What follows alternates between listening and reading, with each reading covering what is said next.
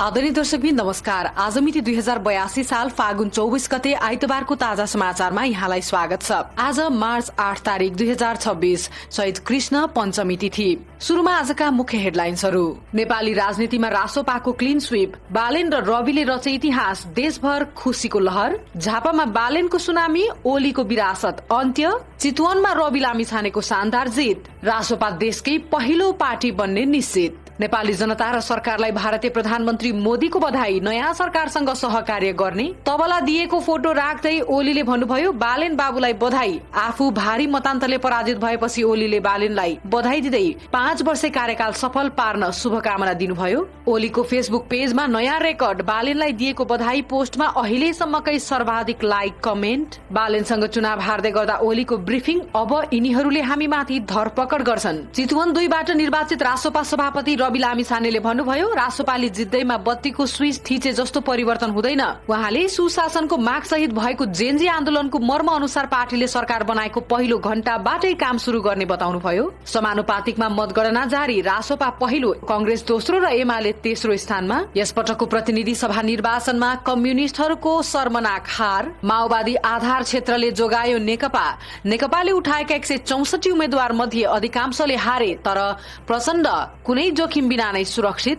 दोलखाको तामाकोसी गाउँपालिका 2 मा प्रतिनिधि सभा निर्वाचनमा 1 मतको अन्तरले मात्रै पराजित भएपछि कंग्रेसका पार्टी सचिव राजेन्द्र योन्जनले पदबाट राजीनामा दिए। राप्रपाको समानुपातिक मत जोगाउने बिउ बने ज्ञानेन्द्र शाही। राष्ट्रिय पार्टी नबन्ने जोखिम टार्दै जुम्लाबाट ज्ञानेन्द्र शाही निर्वाचित। पूर्व आईजीपी सर्वेन्द्र खनालले पाए 464 मत, जमानत जफत। 10 वर्षीय सशस्त्र विद्रोहको उद्गम स्थल रोल्पामा नेकपाका वर्षमान पुन विजयी। डडेलधुरामा ठूलो उलटफेर, देउबा जित्दै आएको क्षेत्रमा रासोपाको कब्जा। रासोपाका डाक्टर तारा प्रसाद जोशीले नेपाली कंग्रेसका नयनसिंह महरलाई हराउँदै विजय हासिल गरे। चुनावमा पराजित भएको भोलिपल्टै सुटिङ सेटमा फर्किन अभिनेत्री निशा अधिकारी। चितवन 1 मा रासोपाका हरि ढकाल 45,000 मतान्तरले विजयी। झापा 1 मा रासोपाकी निशा डाँगी 35,000 मतान्तरले विजयी हुँदा राप्रपाका अध्यक्ष राजेन्द्र लिङदेनलाई पराजित गर्दै झापा 3 मा रासोपाका पाठक निर्वाचित। ललितपुर 3 मा तोसीमा कार्की फराकिलो मतान्तरले विजयी। गुल्मी 1 बाट रासोपाका सागर ढकाल विजयी। पूर्वी नवलपरासी 1 मा 34 वर्षपछि ढल्यो कंग्रेसको विरासत, रासोपाका राजन गौतम विजयी। यातायात मजदुर हुँदै संसदको यात्रामा रमेश कुमार सापकोटा।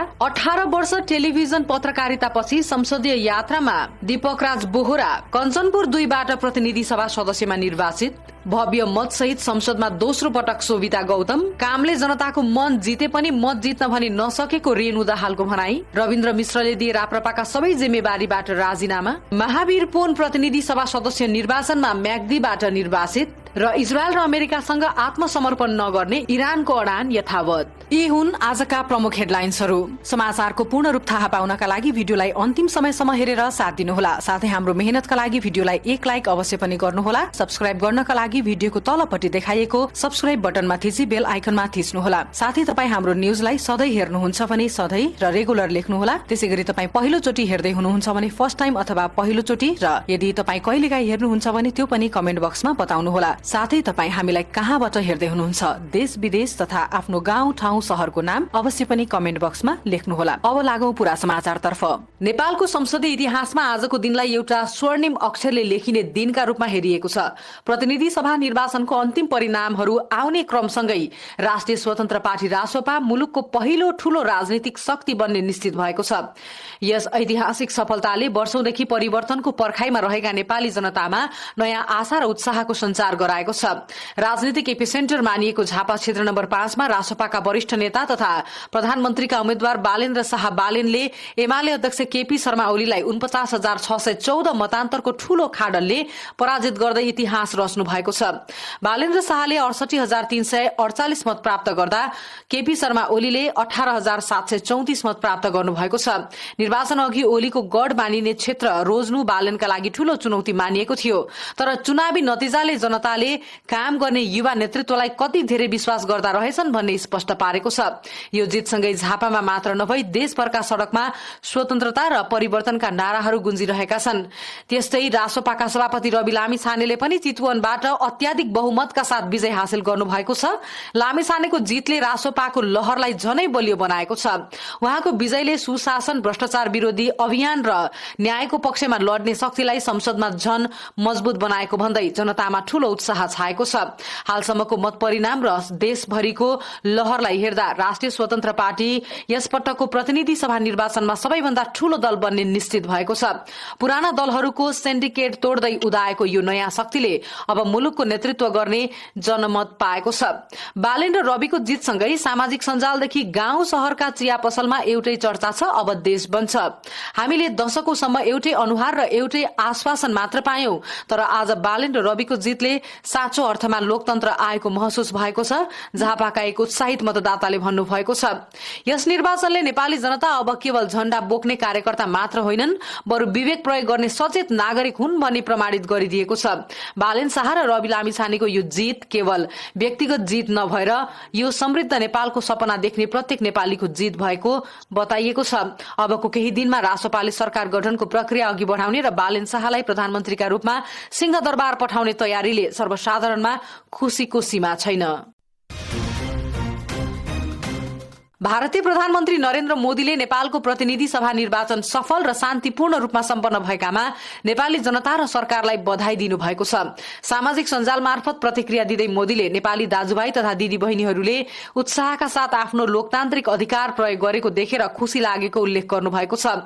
उहाँले यस निर्वाचनलाई नेपालको लोकतान्त्रिक यात्राको ऐतिहासिक उपलब्धि र गौरवको क्षणका रूपमा लिएको बताउनु भएको छ। भारत नेपालको नजिकको मित्र र छिमेकी भएको बताउँदै प्रधानमन्त्री मोदीले नेपाल जनता र नवनिर्वाचित सरकारसँग मिलेर साझा शान्ति र प्रगति र समृद्धिका नयाँ उचाइहरू हासिल गर्न भारत प्रतिबद्ध रहेको बताउनु भएको छ।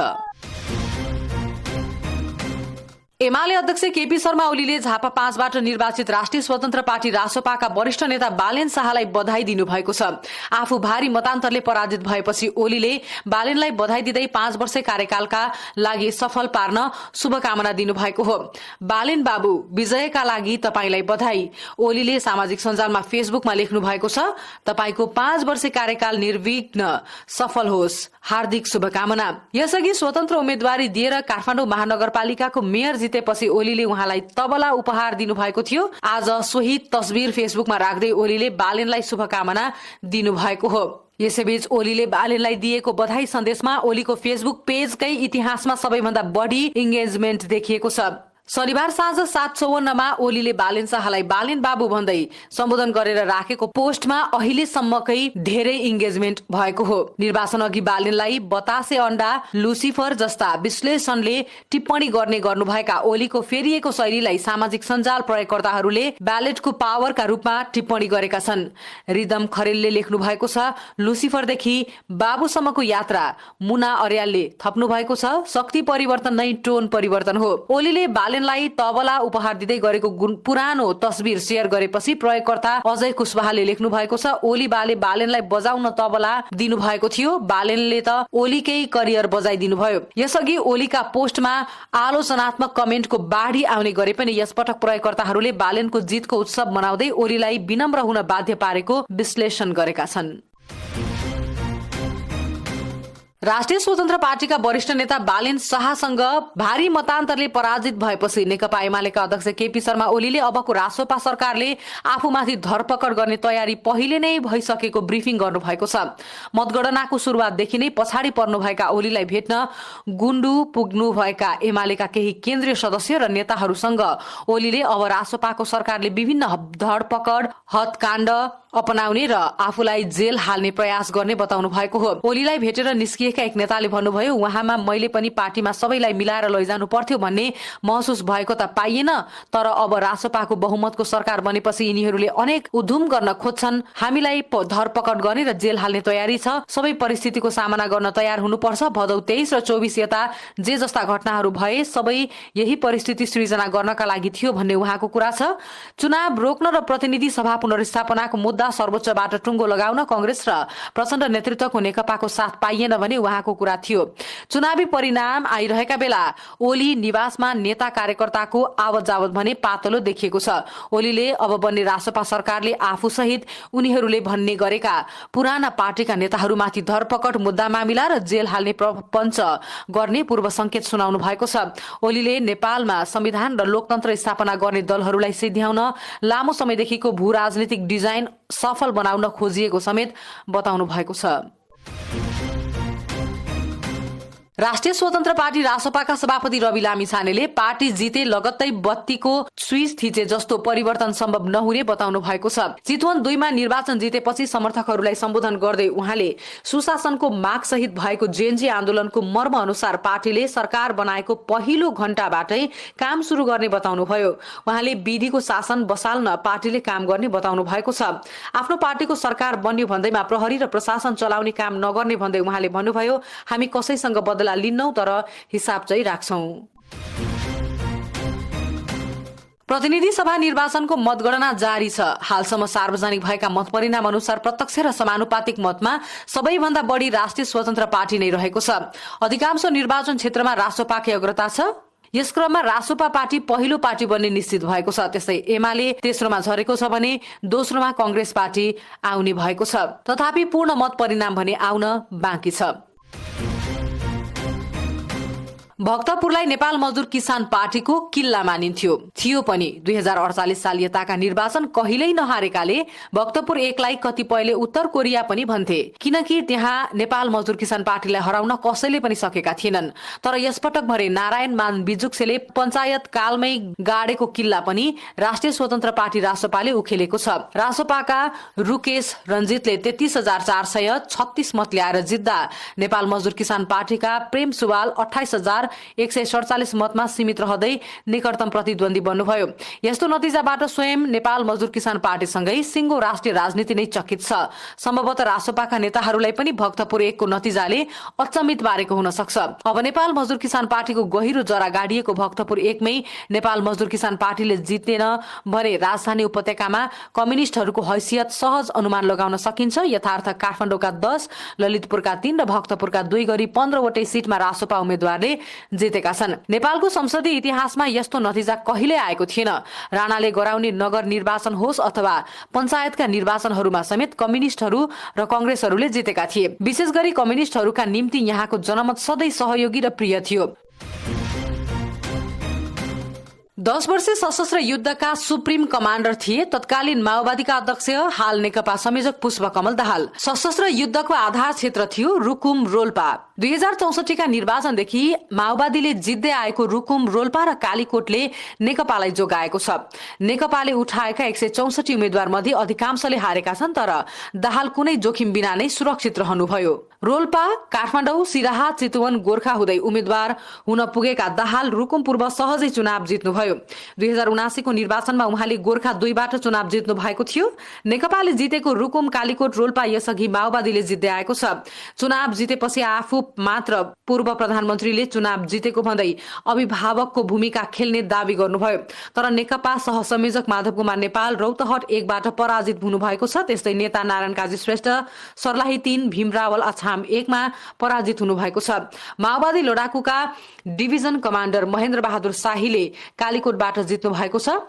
2079 को प्रतिनिधि सभा निर्वाचनमा पनि उहाँले जित्नु भएको थियो।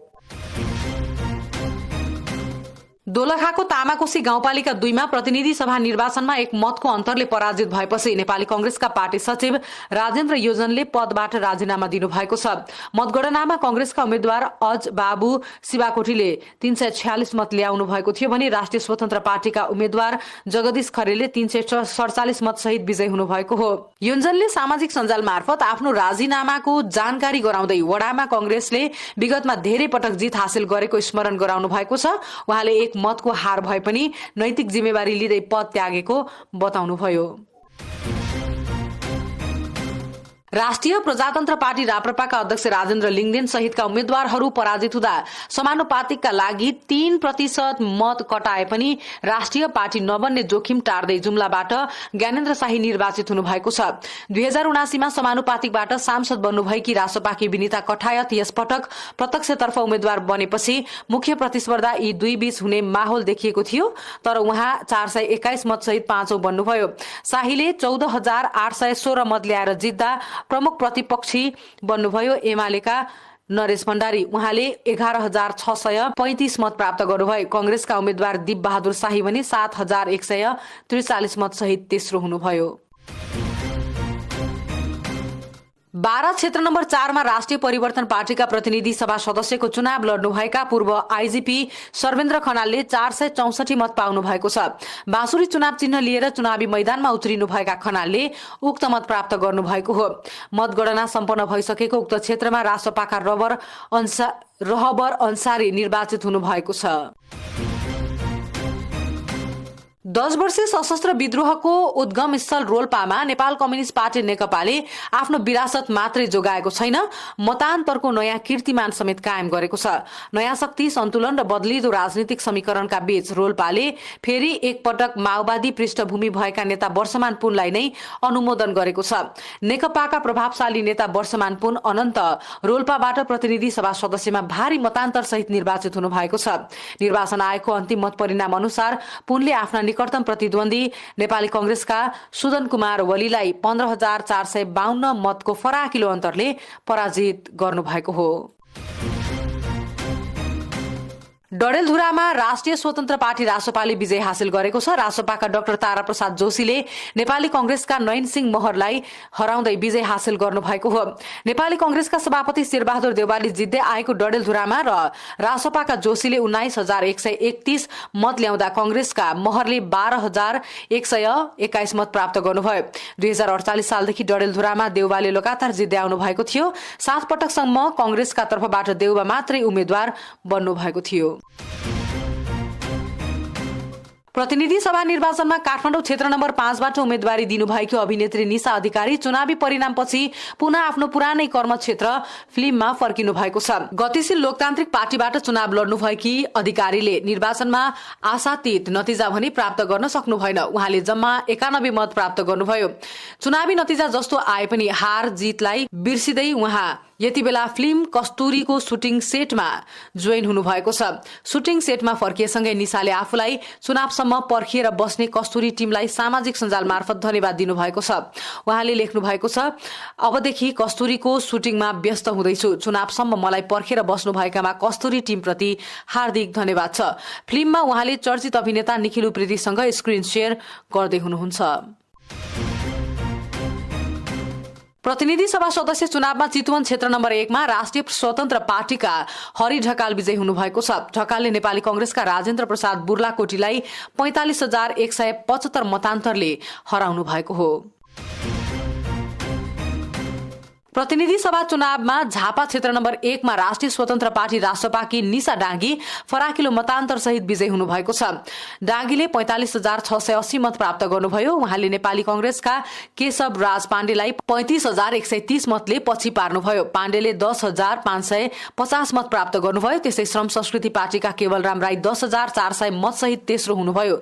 नेकपा एमालेका रामचन्द्र उप्रेती 7,659 मत सहित चौथो स्थानमा रहनु भएको थियो। झापा क्षेत्र नम्बर 3 मा रासपाका उम्मेद्वार प्रकाश पाठक निर्वाचित हुनु भएको छ। रासपाका पाठकले निकटतम प्रतिस्पर्धी राप्रपा अध्यक्ष राजेन्द्र प्रसाद लिङदेन पराजित गराउनु भएको छ।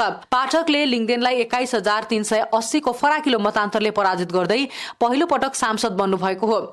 पाठकले 38,674 मत ल्याउँदा लिङदेनले 17,294 मत ल्याउनु भयो। 2079 सालको प्रतिनिधि सभा सदस्य निर्वाचनमा लिङदेन विजयी हुनु भएको थियो। उहाँले त्यसबेला नेपाली कंग्रेसका नेता कृष्ण प्रसाद सिटौला र रासपाका पाठकलाई पराजित गर्नुभएको थियो। प्रतिनिधि सभा सदस्य चुनावमा ललितपुर क्षेत्र नम्बर 3 मा राष्ट्रिय स्वतन्त्र पार्टी रासपाको तोसीमा कार्की विजयी हुनु भएको छ। कार्कीले 34,051 मतान्तर सहित विजयी हुनु भएको छ। कार्कीले 43,096 मत ल्याउँदा उहाँकी निकटतम प्रतिस्पर्धी नेपाली कंग्रेसका जितेन्द्र कुमार श्रेष्ठले 9,045 मत प्राप्त गर्नुभएको थियो।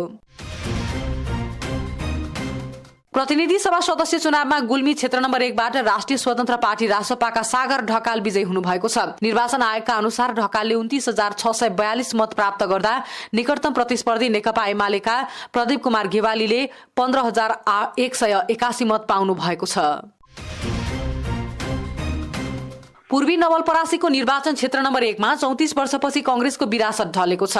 यहाँ रासोपाबाट प्रतिनिधि सभा सदस्यका उम्मेद्वार राजन गौतम फराकिलो मतान्तरले विजयी हुनु भएको छ। उहाँले 50,945 मत प्राप्त गर्नु भएको छ भने निकटतम प्रतिस्पर्धी नेपाली कांग्रेसका बालकृष्ण घिमिरेले 16,293 मत मात्र पाउनु भएको छ। 2048 साल यताका सबै निर्वाचनमा कांग्रेस विजयी हुँदै आएको पूर्वी नवलपरासी क्षेत्र नम्बर 1 मा रासोपाका 39 वर्षीय राजन गौतम निर्वाचित हुनु भएको हो। सुर्खेत 2 बाट रासोपाका उम्मेद्वार रमेश कुमार सापकोटा विजयी हुनु भएको छ। एमाले र कांग्रेसको किल्ला मानिएको यस क्षेत्रमा सापकोटाको विजयसँगै कर्णालीमा रासोपाले पहिलो सिट हात पारेको छ। सापकोटाले 30,378 मत प्राप्त गर्नु भएको नतिजा आफ्नो पक्षमा पार्दा उहाँको प्रतिद्वन्दी कांग्रेसका नारायण कोइरालाले 16,196 मत प्राप्त गर्नुभयो। त्यसै एमालेका कुलमणि देवकोटाले 12,891 मत प्राप्त गर्दा नेकपाका झकबहादुर मल्लले 4,587 मत प्राप्त गर्नुभएको थियो। प्रतिनिधि सभा सदस्य निर्वाचन अन्तर्गत कञ्चनपुर निर्वाचन क्षेत्र 2 बाट राष्ट्रिय स्वतन्त्र पार्टीका उम्मेद्वार दीपक राज बोहरा प्रतिनिधि सभा सदस्यमा निर्वाचित हुनु भएको छ। लामो समय टेलिभिजन पत्रकारितामा सक्रिय रहँदै सार्वजनिक सरोकारका विषय उठाउँदै आएका बोहराले राजनीतिमा प्रवेश गरेको छोटो समयमै संसदीय सफलता हासिल गर्नुभएको हो। सर्वाधिक अन्तिम परिणाम अनुसार बोहराले 33,952 मत प्राप्त गर्दै विजय हासिल गर्नुभएको हो। उहाँका निकटतम प्रतिस्पर्धी नवनिर्वाचित प्रतिनिधि सभा सदस्य बोहरा करिब 18 वर्षदेखि टेलिभिजन पत्रकारितामा आबद्ध हुनुहुन्थ्यो। 2079 को प्रतिनिधि सभा सदस्य निर्वाचनमा काठमाडौँबाट विजयी सोभिता गौतम यो पटक भने चितवन 3 मा उम्मेद्वार हुनु भएको छ। भरतपुर महानगरपालिकाका 15 गोपाल चोक मंगलपुर पुर्ख्यौली घर भएका व्यवसायी गृहेन्द्र घिमिरेसँग बिहे गरे पनि सोभितालाई चितवनको भनेर कमैले चिन्थे। त्यसैले उम्मेदवारी दर्ता गरे लगतै उहाँले किन चितवन आउनुभयो भन्ने प्रश्न सामना गर्नु पर्यो। चुनाव प्रचारका क्रममा पनि उहाँले मेरो घर यही गोपाल चोकको हो भनेर मत माग्न थाल्नुभयो। निर्वाचन परिणाम आउँदा सोभिताले भारी मतले सांसदमा दोहोरिन सफल हुनु भएको छ। चितवन 3 मा नेकपाले रेणु दाहाललाई उम्मेद्वार बनाएको थियो। 74 र 2079 सालको स्थानीय निर्वाचनमा भरतपुर महानगरपालिकाको मेयर भएर चितवनमा मात्रै नभएर देशभर चर्चा बटुल्नु भएको थियो। रेणुले मेयरको 15 महिने कार्यकाल बाँकी रहँदा नै पदबाट राजीनामा दिएर उम्मेद्वार हुनुभएको रेणुलाई धेरैले भावी संसदका रूपमा हेरेका थिए। तर अन्तिम मत परिणाम आउँदा रेणुको पक्षमा केवल 20,615 मत मात्रै आयो। निकटतम प्रतिस्पर्धी रहेकी रेणुको भन्दा विजयी सोभिताको 38,662 मत बढी आएको हो। सोभिता 59,277 मत सहित निर्वाचित हुनु भएको हो। यसैबीच नेकपाकी उम्मेद्वार रेणु दाहालले चुनावी हार पश्चात कामद्वारा जनताको मन जित्न सके पनि मत जित्न भने नसकेको बताउनु भएको छ। भरतपुर महानगरकी पूर्व मेयर समेत रहनु भएकी रेणुले फेसबुकमा स्टाटस लेख्दै भरतपुरमा जीवनको ऊर्जाशील 9 वर्ष विकास समृद्धि र सुशासनका लागि समर्पित गरेको तर मत जित्न भने नसकेको बताउनुभयो। राष्ट्रिय प्रजातन्त्र पार्टीका उपाध्यक्ष रविन्द्र मिश्रले पार्टीका सबै जिम्मेवारीबाट राजीनामा दिनुभएको छ। उहाँले यो राजीनामालाई दलीय र राजनीतिबाट तत्कालका लागि विदा भन्नुभएको छ। सामाजिक सञ्जालबाट मिश्रले राप्रपाका सबै जिम्मेवारीहरूबाट राजीनामा दिए पनि राज्य संस्था पुनर्स्थापना र सुशासन लगायतका मुद्दाप्रतिका आफ्ना अडान भने यथावत रहेको बताउनु भएको छ। म्याग्दीबाट स्वतन्त्र उम्मेद्वार डाक्टर महावीर पुन प्रतिनिधि सभा सदस्यमा निर्वाचित हुनु भएको छ। 22,850 मतका साथ उहाँ निर्वाचित भएको मुख्य निर्वाचन अधिकृतको कार्यालयले जनाएको छ। उहाँका निकटतम प्रतिस्पर्धी नेकपा एमालेका हरिकृष्ण श्रेष्ठले 7,919 मत प्राप्त गर्नुभयो। मतगणना सकिएको छ। मुख्य निर्वाचन अधिकृतको कार्यालयले औपचारिक घोषणा गरिसकेको छ। उहाँ आफ्नो जन्मथलोमा निर्वाचन लड्न पुग्नु भएको हो। निवर्तमान शिक्षा विज्ञान तथा प्रविधि मन्त्री समेत रहनुभएका उहाँ शिक्षा क्षेत्रको सुधारका लागि नीतिगत रूपमा पहल गर्ने मुद्दा अघि सार्दै चुनाव लड्न आउनु भएको हो। विदेशमा रहेका नेपाली नागरिकलाई मताधिकारको व्यवस्था मिलाउने नीति बनाउने पनि उहाँले प्रतिबद्धता पत्रमा उल्लेख गर्नु भएको छ। र अब एउटा अन्तर्राष्ट्रिय समाचार। इरानले इजरायल र अमेरिका सामु आत्मसमर्पण नगर्ने अडान दोहोर्याएको छ। इरानका राष्ट्रपति मसुद पेजेस्कियानले देशवासीलाई सम्बोधन गर्दै आफ्नो देशले बाह्य दबावका बीच पनि संघर्षलाई जारी राख्ने बताउनु भएको अन्तर्राष्ट्रिय संचार माध्यमले जनाएका छन्। राष्ट्रपति पेजेस्कियानले इरानमाथि आक्रमण गर्ने पक्षहरूले इरानी नागरिकलाई झुकाउन सकिन्छ भन्ने सोच राख्नु गलत हुने टिप्पणी गर्नुभयो।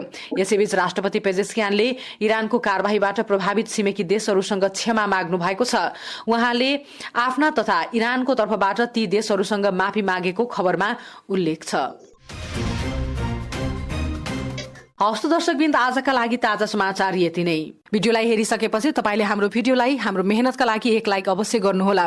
साथै हाम्रो च्यानललाई सब्स्क्राइब गर्न नबिर्सनुहोला र तपाईले कहाँबाट हामीलाई हेर्दै हुनुहुन्छ आफ्नो गाउँ ठाउँ शहरको नाम अवश्य पनि लेख्नुहोला। हवस् त।